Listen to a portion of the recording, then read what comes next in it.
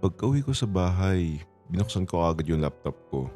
Tapos sinearch ko online yung brand ng bag ni Chloe. Nasa 150,000 yung bag niya. Pinagmasdan ko yung bag na yun. Napansin ko na iba yung texture kumpara ng bag ni Chloe. Yung bag kasi ni Chloe, parang plastic lang tapos medyo nagbibitak-bitak pa. Hindi naman sa pinaghihinalaan ko siya, pero parang peke talaga yung bag niya. Uy, Ralph, aga mo ah. Maaga lang kasi nagising. Ah, kanina ka pa? Hindi naman. Kumain ka na? Oo, bago pumunta dito. Bakit? Ililibre mo na naman ba ako? Sana, kaso kumain ka na eh. Ah, may tanong pala ako, Chloe. Ano yun? Saan mo nabili yung bag mo? Eto ba? Hindi ko na matandaan eh. Sobrang dami ko kasing bag sa bahay. Baka isa to sa mga pasalubong ni ma'am sa akin galing Paris nung huling bakasyon niya. Alam mo naman, basta may bagong collection, pinapadalhan niya agad ako. Kaya pala. Sabi ko na nga ba parang hindi basta-basta yung design. Akala ko kasi dito lang nabili sa mall o sa tabi-tabi. Ha? Hindi ah. Hindi ako bumibili sa tabi-tabi pagdating sa bag. Ba't naman? Alam mo na, masyadong common ang mga design dito sa atin. Ayokong may kapareho. Sa bagay. Mahirap nga naman yung may kamatch ka sa hallway. Pero kagabi kasi, napansin ko lang na parang may tastas yung gilid ng bag mo. Hindi mo ba balak ipaayos? Sayang naman kasi kung tuluyang mabubutas. Lalo na't galing ng Paris.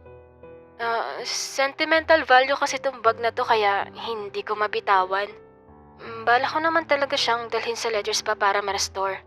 Hindi ko lang masikaso dahil sa sobrang busy ko din. Ganun ba?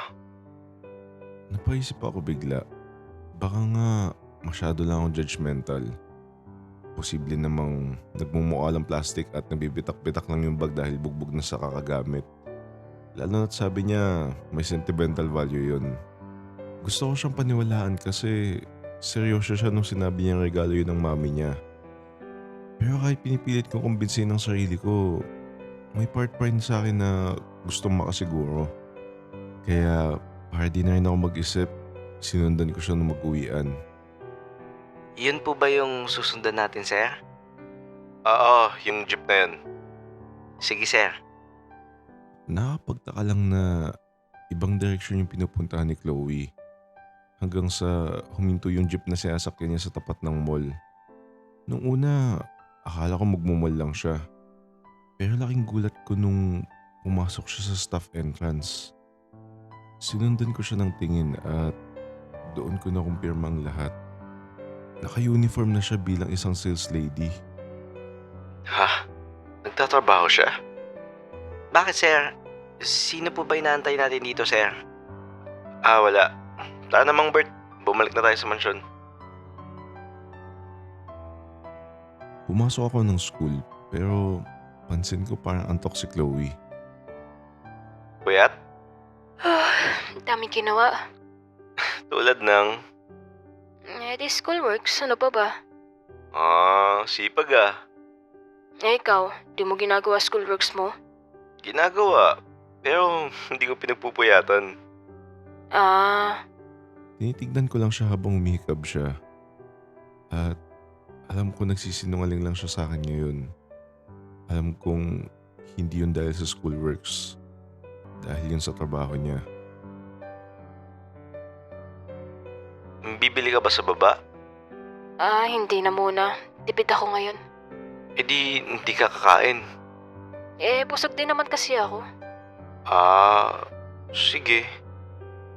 Pagkababa ko, binilan ko si Chloe ng kahit isang sandwich at inumin man lang. Bawi ko na rin yung sa kanya. Kasi madalas niya naman ako nililibre sa labas. Binilang kita. Ha? Bakit? Dapat hindi ka nagpapalipas. Totoo naman kasing busog pa ako. Pero thank you dito. Sige, wala yun. Pinanood ko siyang kumain at nagulat ako kasi naubos niya agad yun. Yan ba yung busog? Bakit? Wala. Natakam ako sa sandwich eh. Raf, sabay ulit tayo. Daan na rin tayo sa binilan nating isaw. Gusto mo libre kita? Kala ko ba nagtitipid ka? Mura lang naman yung isaw. Anong gusto mo ba? Sige. Libre mo ah. Oo, akong bahala. Pero kanina lang, ayaw niyang bumili sa kantin. Nakapagtaka lang kasi mas pinipili niyang gumastos ng pagkain sa labas kaysa bumili ng pagkain sa loob ng school. Pero baka gusto niya lang maging practical. Mahal kasi ng bilihin sa loob ng school. Tapos hindi ka pa mabubusog. Compare mo dito sa labas, marami kang mabibili tapos busog ka pa. Siguro nga na ganun lang talaga mag-isip si Chloe. Habang kumakain kami ng barbecue sa isang tabi, biglang may lumapit sa aming babae. Chloe? Saan ka na nag-aaral ngayon? Ha? Ikaw pala yan? Sa Ateneo na ako nag-aaral. Nox! Bigatin ka na ngayon ah.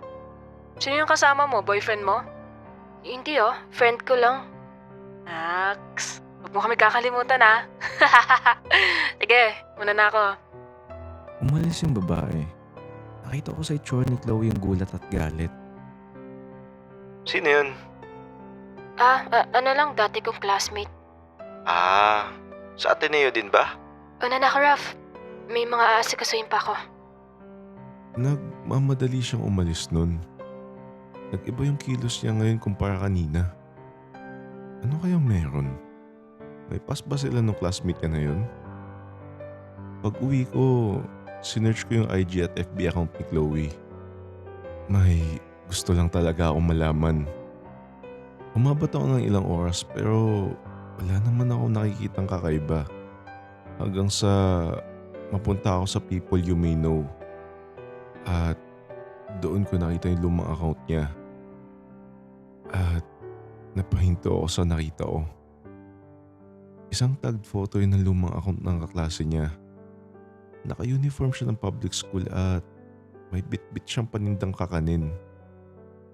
Nag-scroll pa ulit ako at nakita ko yung picture ng mom niya.